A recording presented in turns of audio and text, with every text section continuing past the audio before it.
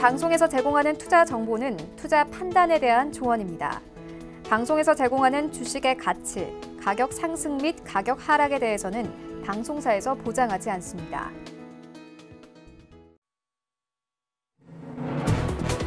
네, 시청자 여러분 안녕하십니까? 어제 코스피 지수 1% 넘게 하락하며 거래를 마쳤습니다. 경제 지표가 부진했기 때문에 개장 이후에 투자 심리가 얼어붙으며 서서히 매도 물량이 쌓이는 장 연출됐습니다. 전문가들은 8월 실물 지표 악화가 하방 압력으로 작용했다고 보고 있습니다. 소비 동향을 보여주는 소매 판매액은 전월보다 6%나 줄었습니다. 지난 2월 이후 5개월 만에 최대 감소폭으로 설비 투자도 전월 대비해서 2.2% 감소했습니다. 이런 흐름 속에서 대형 기술주가 포진된 전기전자 업종에 외국인의 순매도가 집중돼서 주가 하락으로 이어졌는데요. 간밤 증시는 혼조세를 보였습니다. 간밤 이슈들 체크해보시죠. 자, 첫 번째 뉴스입니다. 코로나19의 여파로 지난 상반기 중국 4대 은행의 영업 실적이 10년 만에 가장 많이 떨어졌습니다. 자산 규모로 세계 최대 은행인 중국 공상은행의 올해 상반기 수익이 216억 7천만 달러로 지난해 같은 기간보다 11.4%가 줄어들었으며 지난 2006년 이후 가장 감소폭이 컸습니다. 동영상 공유 앱 틱톡의 모회사 바이트댄스가 이르면 오늘 중 틱톡 인수자를 선정해 발표할 가능성이 있다고 미국 CNBC 방송이 보도했습니다. 미국 시장에서 퇴출 위기에 놓인 틱톡의 모회사 바이트댄스는 현재 마이크로소프트, 오라클 등과 매각 협상을 진행 중입니다. 다만 매각이 기술적으로 완료되는 데는 시간이 걸릴 것으로 보입니다. 트럼프 대통령과 조 바이든 민주당 대선 후보의 오는 11월 대선전이 불붙은 가운데 경합주 지지율 격차가 줄어들었다는 분석이 나왔습니다. 이번 대선에서는 쇠락한 공업지대이자 러스트벨트로 불리는 미시간과 위스콘신, 펜실베니아 등 3개 주와 노스캐롤라이나, 플로리다, 애리조나 등 남부 3개 주 등 모두 6개 주가 대표적인 경합주로 꼽힙니다. 네, 미국 뉴욕 증시는 애플과 테슬라의 액면 분할 효과에 힘입어 나스닥 지수가 사상 최고치를 경신했습니다. 반면 강한 랠리를 보여왔던 다우지수는 숨고르기 양상을 보이면서 하락 마감했습니다. 글로벌 증시 마감 상황 자세하게 만나보시죠. 네, 전해드렸듯이 다우존스 지수 파란불로 거래를 마쳤습니다. 0.7% 하락으로 거래를 마쳤고 28,400선에서 거래 마감했습니다. S&P 500 지수도 만나보시죠. 약보합권에서 거래를 마쳤습니다. 3,500선 겨우 유지하면서 거래 마쳤고 나스닥 지수 만나보시죠. 네, 테슬라는 2자릿수의 상승을 보였고 애플은 3% 이상 상승했습니다. 나스닥 지수 이제 12,000선 고지를 눈앞에 두고 있습니다. 0.68% 상승하면서 11,775선에서 거래 마감했습니다. 어제 우리 증시 마감 상황도 만나보시죠. 네, 코스피 지수 1%가 넘게 빠졌습니다. 삼성전자 2% 넘게 빠지면서 54,000원대에서 거래 마감했습니다. 어제 장 초반만 하더라도 57,000원대까지 올라가면서 강하게 출발했지만요. 외국인들의 매도 물량 쏟아지면서 하락으로 거래 마쳤고 SK하이닉스 3% 넘는 낙폭을 키웠습니다. 77,000원대 이탈하면서 6,000원대도 이탈하고 75,000원대에서 거래 마감했고요. 최근 언택트 업적으로 좀 수급이 몰리는 상황이었는데 어제 외국인들이 대거 매도 물량 쏟아내면서 3% 넘는 낙폭 기록했습니다. 32만 원대에서 거래 마감했고 LG화학 여전히 4위권에 유지 중입니다. 2.5% 넘게 낙폭 키웠습니다. 74만 원대. 75만 원대 이탈하면서 거래 마쳤습니다. 삼성 바이오로직스도 마찬가지로 2% 넘게 빠졌습니다. 어제 1위부터 5위까지 종목들 기본적으로 2%가 넘게 빠진 상황이고 6위부터 10위까지 만나보시죠. 네, 어제는 이슈가 있었던 종목들만이 조금씩 오르는 장세였습니다. 현대차 2% 넘게 상승했습니다. 계속해서 뉴욕 증시에서 테슬라 올라가고 있고 니콜라 수주와 관련해서 계속해서 기대감 시작해서 나오고 있습니다. 17만 6,500원대에서 거래 마감했고요. 카카오 강보합권에서 거래 마쳤습니다. 어제 외국인들 네이버는 팔아치우는 모습이었지만 카카오는 그대로 매수 우위 유지했습니다. 40만 7천원대에서 거래 마감했고요. 셀트로 2%가 넘게 빠지면서 이제 30만 원대마저 이탈한 상황입니다. 최근 들어서는 코로나19 수혜주로 이 바이오 업종들 좀 자금이 몰려가는 상황이고 삼성 SDI 2% 넘게 빠지면서 45만 원대에서 마감했습니다. 코스닥 시장으로 함께 가보시죠. 네, 1위부터 5위까지 CJN이 다시 한번 7% 가깝게 급등 흐름 나왔습니다. 코로나19 관련 바이오 수혜 종목들 계속해서 갑니다. 26만 3천 원대에서 어제 시장 거래 마쳤고 알테오젠 어제 두 자릿수의 상승을 보였습니다. 20만 9천 원대까지 올라갔고 어제 장중한 때는 21만 원대 터치 나오기도 했습니다. 제넥신 5위권 그대로 유지합니다. 3.8% 이상 상승세 17만 9,800원대. 어제 코스닥 시장에서는 바이오 종목들이 선전하면서 코스닥 시장 자체가 상승으로 거래 마쳤습니다. 6위부터 10위까지 만나보시죠. 네, 6위부터 10위까지 CJENM과 SK머티리얼즈 제외하고는 모두 낙폭을 키웠는데 특히나 제약이 6위권까지 빠진 상황입니다. 1% 넘게 빠지면서 11만 원대에서 거래 마쳤습니다. 코인들의 흐름도 만나보시죠. 네, 비트코인 함께 보시면요. 1,400만 원대에서 거래 중입니다. 계속해서 1,300만 원 후반대 그리고 1,400만 원 초반대에서 횡보 중입니다. 이더리움 만나보시죠. 네, 이더리움도 마찬가지로 보합권 수준에서 머물고 있는데 52만 원대에서 50만 원 초반대 그리고 40만 원 후반대에서 계속해서 움직임 나타내고 있습니다. 이외의 코인들 만나보시죠. 네, 비트코인과 이더리움이 보합권 사이에서 거래되는 가운데 현재 보시면 샌비트 타임도 3% 넘게 현재 낙폭 키우고 있고 아이온체인을 제외하고는 3% 가까운 하락세 나타내고 있습니다. 이외의 코인들 만나보시죠. 네, 비트코인 캐시 1% 넘게 낙폭 키우고 있고 에메랄드 이더가 강보합권에서 거래 중입니다. 라이트코인도 역시나 마찬가지로 1% 넘는 낙폭 키우면서 현재 거래가 되고 있습니다. 출발 증시 월드 지금 출발합니다.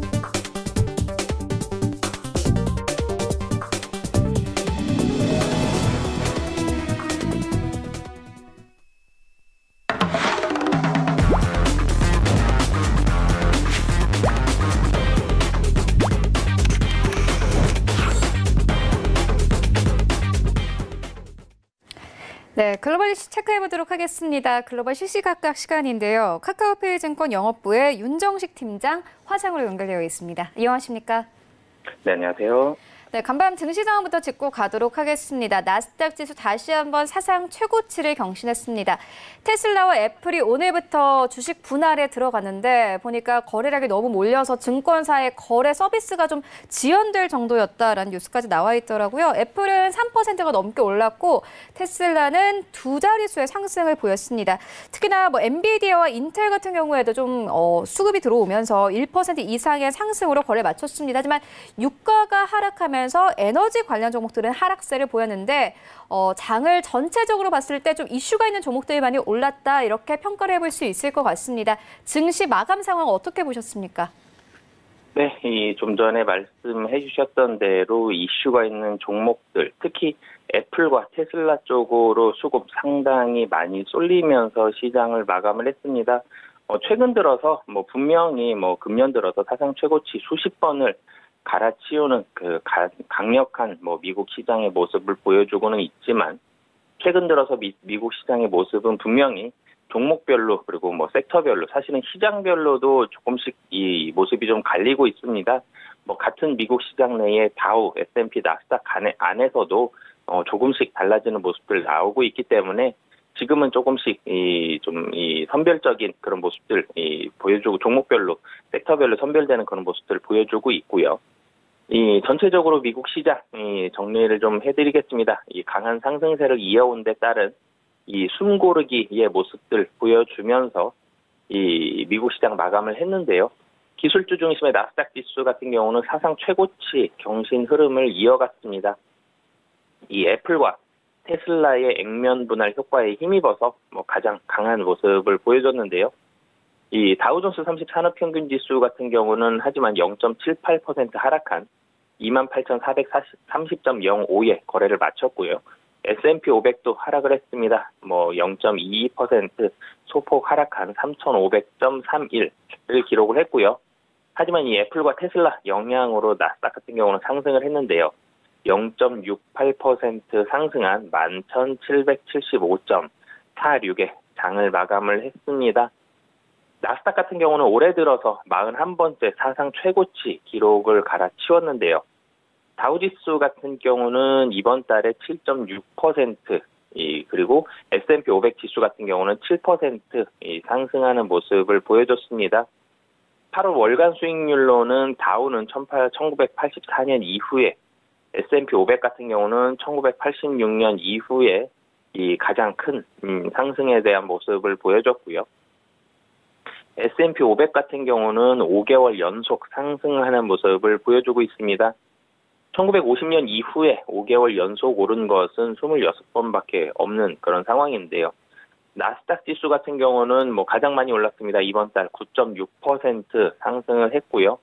보통 여름에는 휴가가 많이 겹쳐지기 때문에 좀 좋지 않은 그런 모습들을 보여줬었는데 이 8월 9.6% 상승했다라는 부분은 2000년 이후에 가장 양호한 8월 주가 상승을 보여줬다라고 보시면 되겠습니다. 이번 달 다우와 S&P 500이 이 올해 하락분을 모두 만회할 정도로 이 강한 랠리를 보인 탓에 이 마지막인 이날 뉴욕 증시는 대체로 약세를 보였습니다. 이 신종 코로나 바이러스 감염증, 이 코로나19 사태에 대한 팬데믹이 가을로 접어드는 가운데 2020년도 대선을 앞두고 일부 투자자들의 수익 확정 움직임들도 나타나고 있는 모습인데요. 이 미국 의회가 8월에 휴회를 끝내고 이 다음 달 추가 코로나19 재정 부양책에 대해 논의에 들어가게 되면서 이와 관련된 불확실성도 커지고 있습니다. 특히 기술주에 가장 힘이 많이 엇갈렸고요. 은행주들도 좀 희비가 엇갈리는 그런 모습을 보여줬습니다. 액면 분할 가장 크게 작용을 했는데요. 애플은 4대1, 테슬라는 5대1의 액면 분할을 시작하면서 각각 애플 같은 경우는 3.4%, 테슬라는 12.6% 상승하면서 나스닥의 상승을 이끌었습니다. 이 액면 분할이 사실은 시장의 이 흐름을 조금 바꿔놨다라고 보시면 되겠는데요.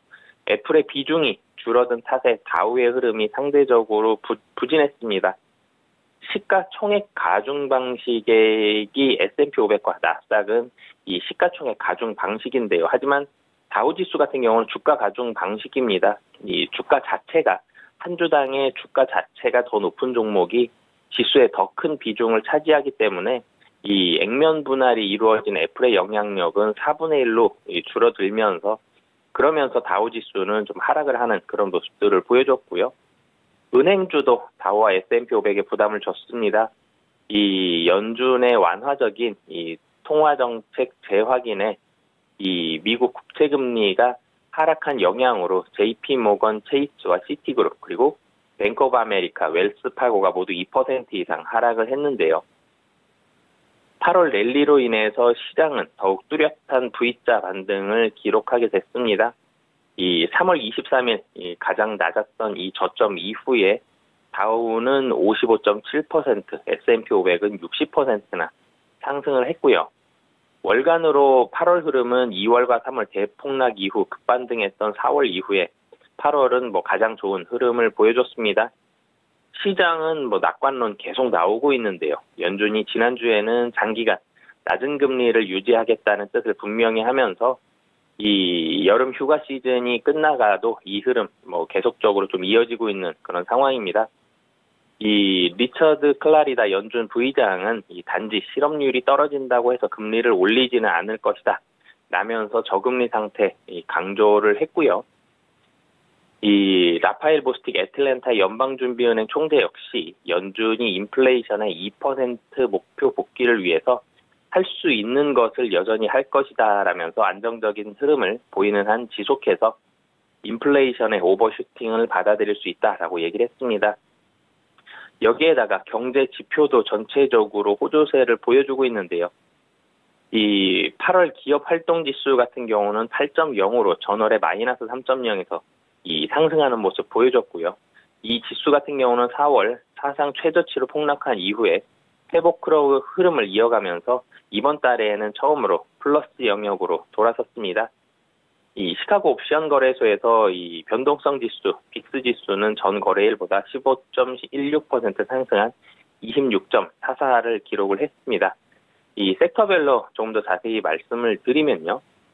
이 재료가 유입된 섹터와 종목들 위주로 좀 상승을 했다라고 보시면 되겠습니다. 좀 전에도 말씀드렸던 대로 애플과 테슬라는 주식 분할 이후에 미국 일부 증권사의 거래가 지연되는 등 이 급격한 쏠림 현상이 유입되면서 급등하는 그런 모습들을 보여줬고요. 넷플릭스 같은 경우는 이 성장 둔화 소식이 전해졌지만 주식 분할 가능성이 제기되면서 이 치포슬 멕시칸 그릴과 함께 상승하는 모습을 보여줬습니다. 하지만 상승폭은 1% 정도로 좀 제한적인 모습 보여줬고요. 이 아마존도 주식 분할 기대감이 있었습니다. 여기에다가 연방 항공청이 드론을 이용한 배송을 승인했다는 소식에 1.45% 상승하는 모습 보여줬고요. 엔비디아, 인텔은 화요일 정오에 새로운 그래픽 카드와 칩을 발표한다라는 소식이 전해지면서 엔비디아는 1.72%, 인텔은 1.03% 상승하는 모습을 보여줬습니다. 그동안 약가이나 우려 속에서 하락하던 이 버텍스는 3.39% 강세를 보여줬고요. 노바백신은 이 캐나다가 백신 수입 발표로 2.41% 강세를 보여줬습니다. 하지만 금융주들 좀 좋지 않았는데요. 이 연준의 경기 회복 정책 언급에 따라서 국채금리 하락 여파로 인해서 부진한 모습 보여줬습니다. JP모건은 2.51%, 웰스파고는 2.19% 하락했고요.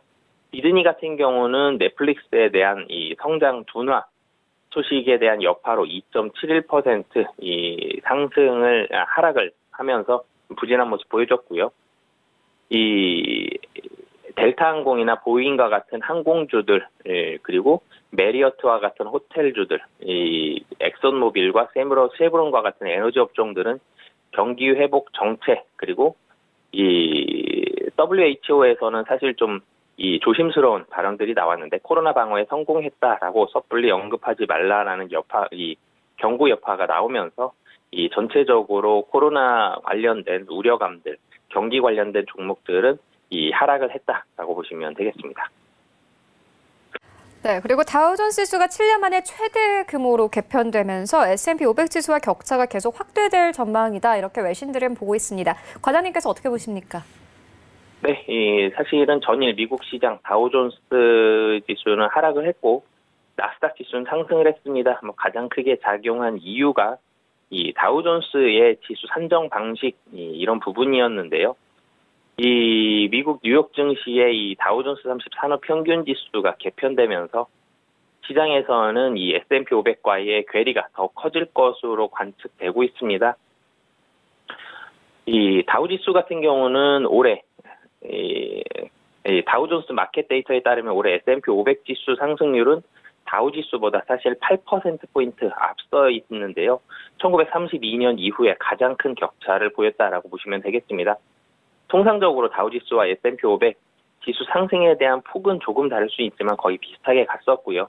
그리고 상승이든 하락이든 방향도 거의 같이 갔었는데 최근 들어서 이런 이 현상들이 조금 깨지고 있습니다. 이 코로나19 사태로 인해서 기술주 비중이 더 높은 이 S&P 500 지수가 더 많이 오르고 있기 때문인데요. 하지만 애플이 액면 분할을 하고 이에 따라 다우 지수가 개편이 되고 나면 뉴욕 증시를 대표하는 두 지수 간의 격차는 더욱 커질 것으로 보여집니다. 앞서 S&P 다우존스는 지난 24일 석유회사 엑선모빌과 제약회사 화이자 그리고 방산회사인 레이션 테크놀로지를 다우지수에서 제외하고요.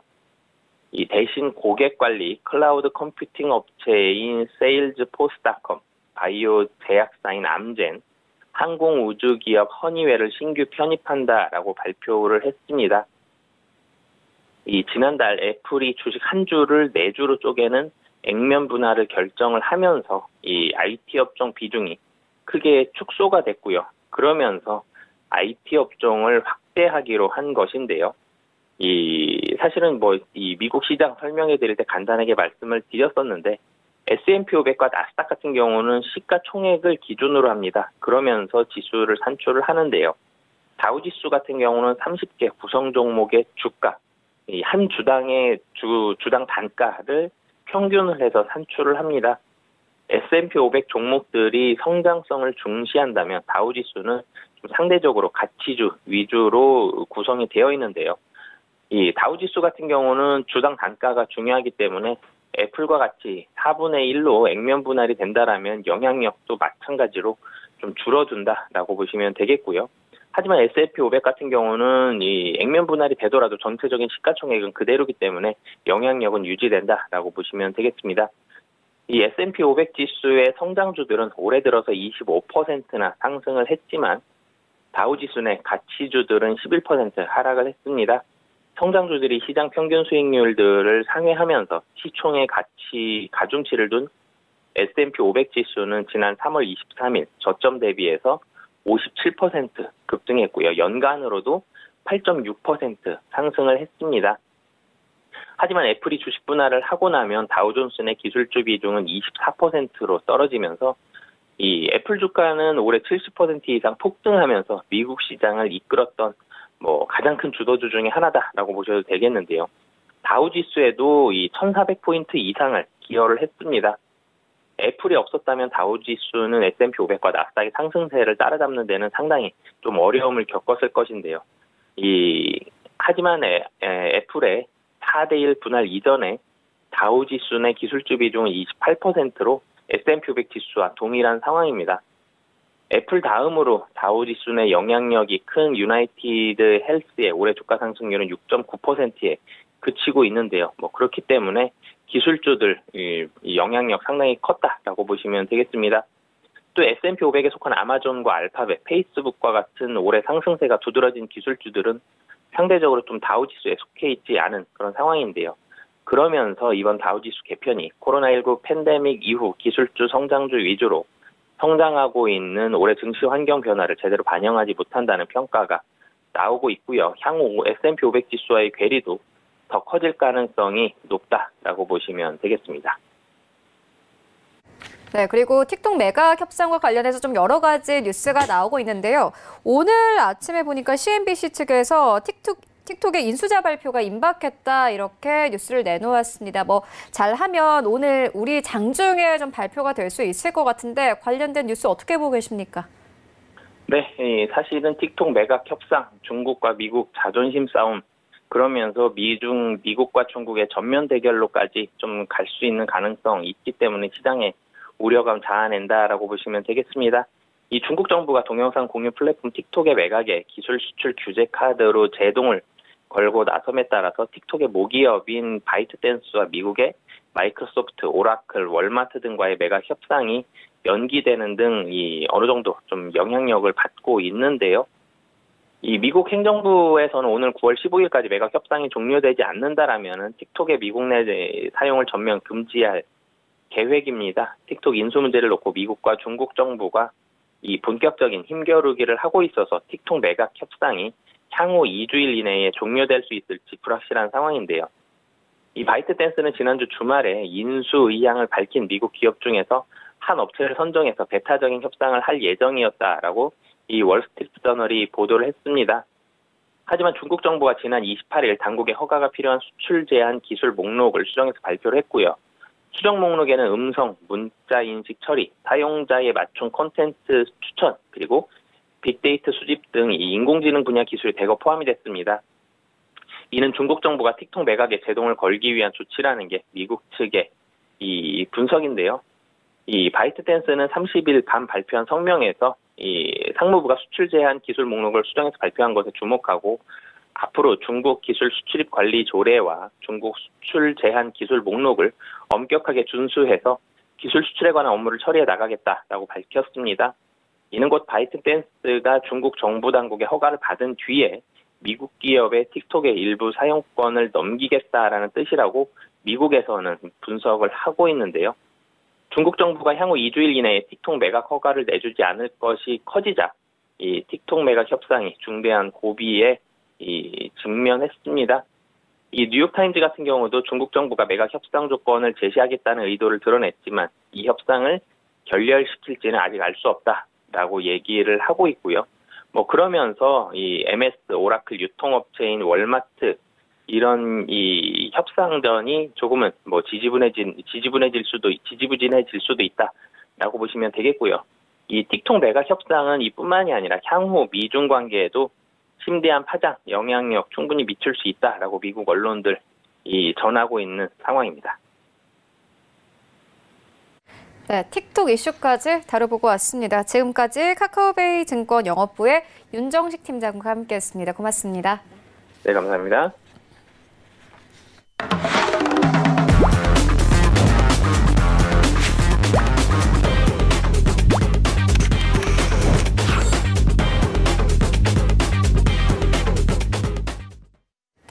네, 이번에는 국내 시장 쟁점 함께 분석해 보도록 하겠습니다. 라이브 이슈 타임인데요. KTB 투자증권 이성훈 과장 전화 연결되어 있습니다. 안녕하십니까?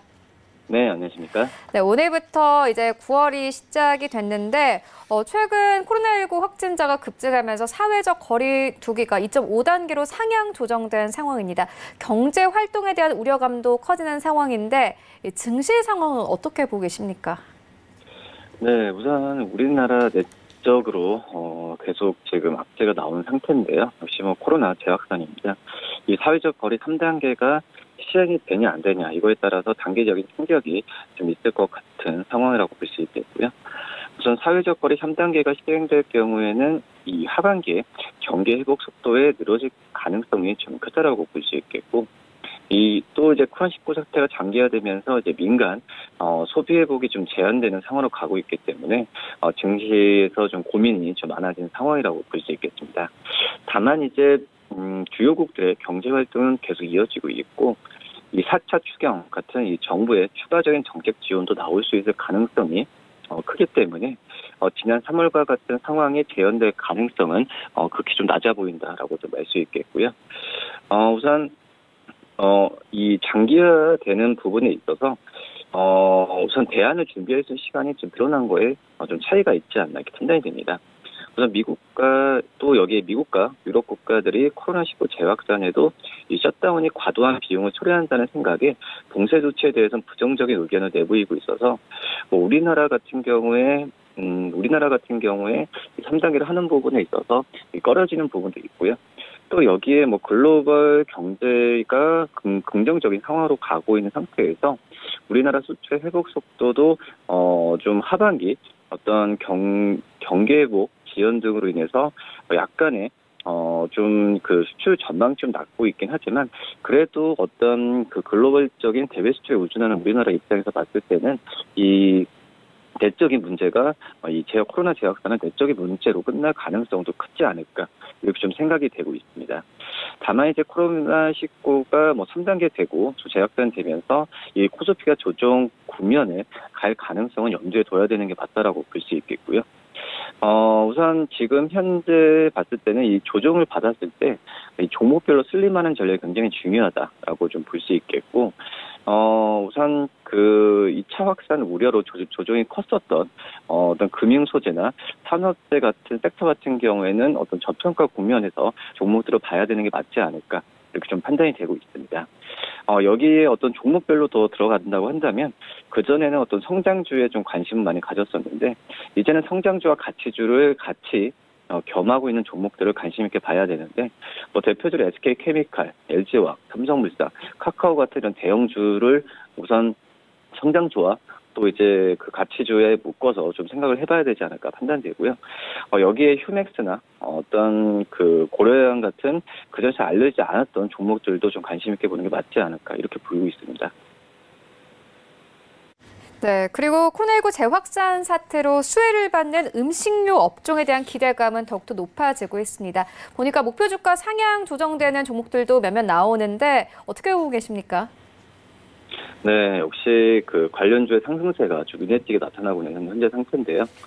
코로나19에 대한 공포가 커지면서 매출이 꺼려지면서 이 정부가 사회적 거리두기 2.5단계를 시행하는 현재 상태에서 이 HMR, 그러니까 가정 간편식의 수요가 증가할 것이란 분석이 크다라고 볼 수 있겠고요. 국내 그 HMR 그 가정 간편식 대표 중소기업으로 꼽히는 게 바로 우양이죠. 우양의 주가는 지난주에만 뭐 21%까지 상승했는데 같은 기간 코스닥 상승률이 4배 가까이 그 코스닥 상승률 4배 가까이 상향을 본다고 한다면 이 우양의 주가의 상승세가 심상치 않다라고 좀 볼 수 있겠고요.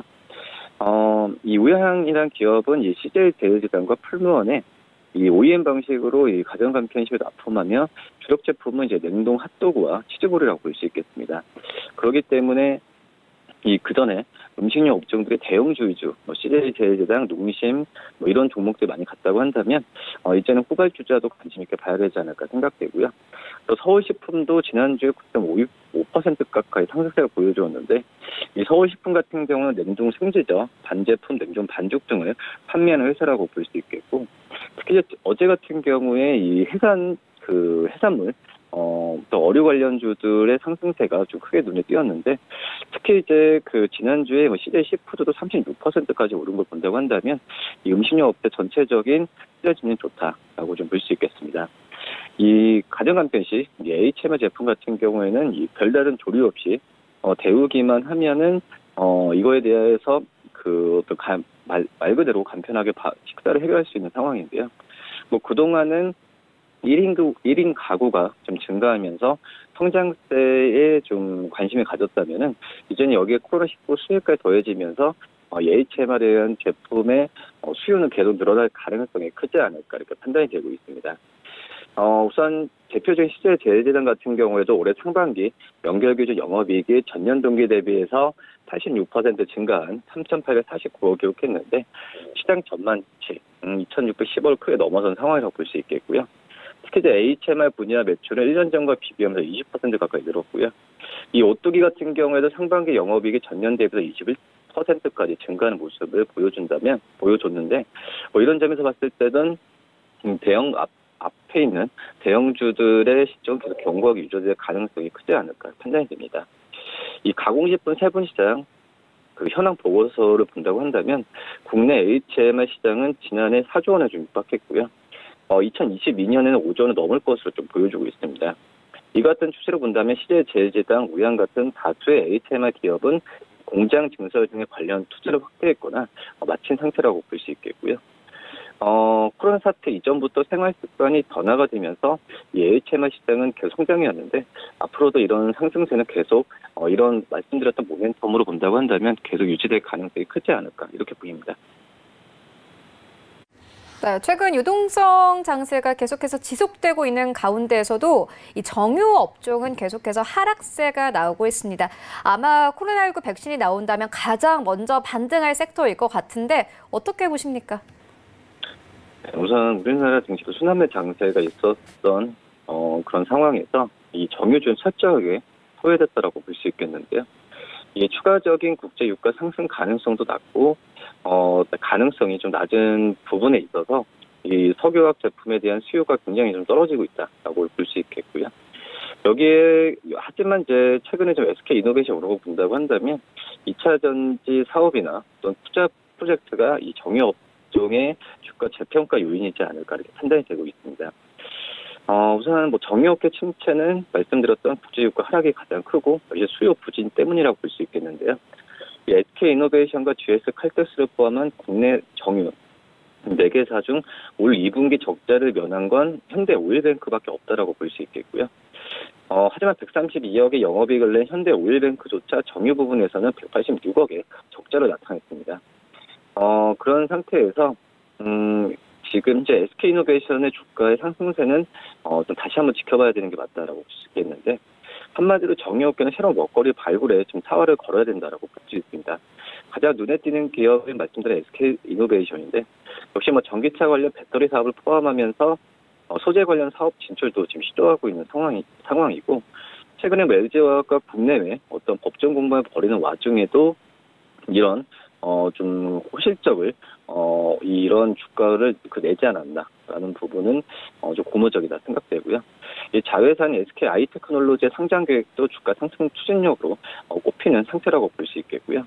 이 SK 아이테크놀로지 같은 경우는 전기차 2차 전지 배터리 핵심 소재를 꼽히는 리튬이온 배터리 분리막 같은 산업에서 선두주라고 꼽히기 때문에 역시 2차 전지 관련해서 SK 이노베이션의 주가가 올라가지 않았나 지금 생각이 되고 있고요. 마지막으로 봤을 때는 이제 그 국제 유가가 과연 오를까 지금 여러 가지 의견이 나와주고 있지만 지금 지난 19일에 공개됐던 FOMC 7월 의사라고 본다고 하더라도 아직 코로나19로 인한 경기 회복을 낙관적으로 바라볼 수 있는 상황은 아니기 때문에 좀 더 지켜봐야 되는 게 맞지 않을까 이렇게 보입니다. 네, 그리고 올해 하반기 IPO 시장의 최대어로 꼽히는 이 카카오게임즈의 공모주 청약이 드디어 오늘 시작됩니다. 제 주위 분들도 참 질문을 많이 주시는데 아무래도 시청자분들 이 주가가 어느 정도 오를 수 있는지에 대해서 가장 궁금해하실 것 같은데요. 현재 상황 어떻게 보고 계십니까?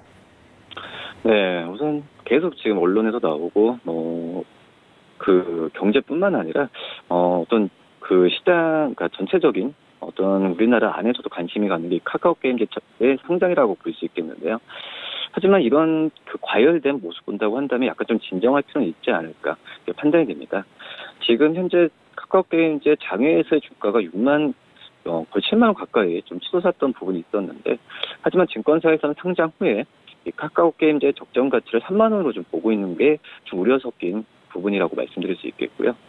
이런 이유 같은 경우가 이 카카오게임즈의 잠재력은 분명히 좀 검증이 됐는데 이 자체 개발 비중이 좀 낮고요. 이 대형 게임사에 비해서 자본력이 낮은 점에 봤을 때 이런 좀 한계 요인은 좀 분명히 있다라고 좀 생각이 되고 있고 이 내년까지 신작 라인업이 좀 대기 중이지만 이 흥행을 보증할 수는 없다는 부분이 이 게임 업체의 특성상 이 카카오게임즈를 과연 연결시킬 수 있는지 좀 의문이 된다라고 볼 수 있겠습니다. 그렇기 때문에 중요한 부분은 이미 이제 상장에 대한 부분은 계획을 마쳤고 공모가도 이제 정해질 가능성이 이제 큰 상태에서는 이 상장 후에 어떤 트레이딩 전략에 있어서 주의를 할 필요가 있다라고 좀 생각이 되고 있고 우선 공모주 많이 청약 많이 하시는데 우선 주주들에게 어떤 좀 신뢰가 카카오게임즈가 계속 줘야 되는 부분이 이런 주가에 대한 상승에 계속 좀 할 수 있는 상황이지 않을까 판단되고 있고요. 그러기 때문에 카카오게임즈의 그 향후 시장에 대한 행보 그리고 사업에 대한 행보 부분에 대한 또 공모 자금을 통해 이루어질 추가 M&A 결과 같은 경우에도 좀 지켜봐야 되는 게 맞지 않나 좀 이렇게 판단됩니다. 네, 알겠습니다. 지금까지 KTB투자증권 이성훈 과장과 함께했습니다. 고맙습니다. 네, 감사합니다. 네, 출발 증시 와이드는 여기서 모두 마치도록 하겠고요. 저희는 잠시 후 순간 포착 매매 시그널로 다시 돌아오도록 하겠습니다.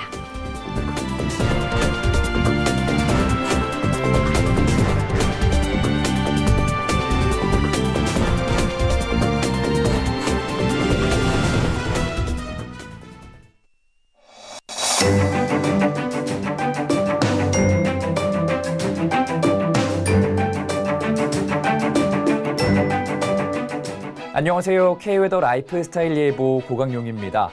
8호 태풍 바비가 물러간 지 얼마 지나지 않았는데 9호 태풍 마이삭이 북상 중에 있습니다. 태풍 마이삭은 현재 오키나와 서남서쪽 해상에서 매우 강한 강도로 세력을 한 단계 키워서 올라오고 있는데요. 태풍은 내일 오후에 서귀포 남동쪽 해상에 근접한 뒤 모레 새벽에 경남 남해안을 지나 동해상으로 빠져나가겠습니다. 우리나라는 오늘 밤에 제주도부터 태풍의 직접적인 영향을 받기 시작해 모레 오전까지 전국이 태풍의 직접 영향권에 들겠습니다. 이번 태풍은 특히 제주도와 동쪽 지방을 중심으로 큰 영향을 줄 것으로 보이고요. 최대 풍속 초속 40m가 넘는 매우 강한 바람이 동반되겠습니다. 강한 바람과 함께 내일부터 모레까지 전국적으로 많은 양의 비도 예보돼 있어 주의가 필요하겠습니다. 태풍이 지난 이후에는 더위가 한풀 꺾일 전망입니다. 이 시각 위성 영상입니다. 전국이 구름 많거나 흐린 가운데 충남 내륙에는 소나기가 오는 곳이 있습니다. 9월의 첫날인 오늘은 전국이 대체로 흐리겠고 충남과 전라 내륙을 중심으로 오후에 소나기가 오는 곳이 있겠습니다. 한편 제주도는 오늘 저녁부터 태풍 마이삭의 영향으로 비가 시작될 것으로 예상됩니다. 다음은 자세한 지역별 날씨입니다. 중부지방 아침 기온 서울과 청주가 24도로 시작하고 있습니다. 한낮에는 서울과 춘천 31도, 청주가 33도로 무덥겠습니다.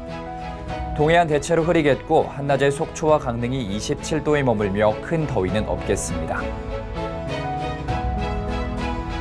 남부지방 제주도는 열대야가 나타난 가운데 한낮에 부산이 31도, 대구 32도, 광주와 전주는 33도까지 오르겠습니다. 현재 남해상을 중심으로 풍랑특보가 내려져 있는 가운데 오늘 전해상의 물결이 최고 3에서 4m까지 매우 높게 일겠고요. 오늘 늦은 밤부터 내일 새벽 사이 제주도에는 태풍특보가 발표될 가능성이 있습니다. 앞으로 발표되는 최신 기상 정보를 계속해서 확인해 주셔야겠습니다. 날씨였습니다.